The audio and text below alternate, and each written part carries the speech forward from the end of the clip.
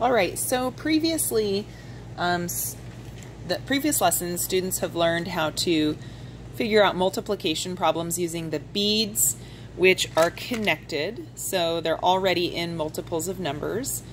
And this next lesson is going to show how to use the bead board to figure out multiplication problems. And in this activity, the beads are loose, they're separate, so it requires a little bit more thought and effort on the children's part.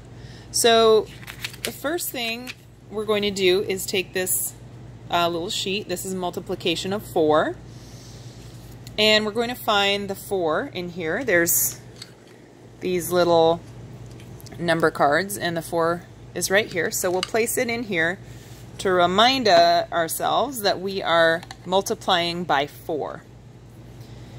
And the first thing we do is find 4 times 1. So I'm going to count out 4 beads. 1, 2, 3, 4. This is also a good activity for fine motor skills, if that's something that needs to be practiced. So 1, 2, 3, and 4. 4 times 1 equals 4. So we'll write that here. And then we'll do the next equation, 4 times 2. And so I count out 4 more beads. 1, 2, 3, 4. And I place them here next to the row that's already there. 1, 2, 3, 4. So 4 times 2 equals 1, 2, 3, 4, 5, 6, 7, 8. And you can see it's going to start to form a nice array, so you can visually see what this multiplication problem looks like. So the next one is 4 times 3. Again, I'm going to get 4 more beads. 1, 2, 3, 4.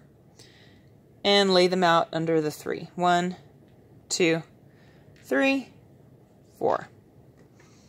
So 4 times 3 equals 1, 2, 3, 4, 5, 6, 7, 8, 9, 10, 11, 12. Okay, let's do one more. 4 times 4. I get 4 more beads. 1, 2, 3, 4. And I lay them out. 1, 2, 3, 4. And I count them. And the answer is 16.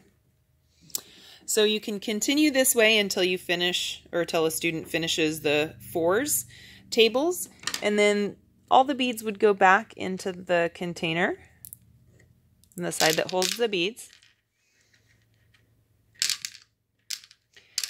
And they pull this out of the slot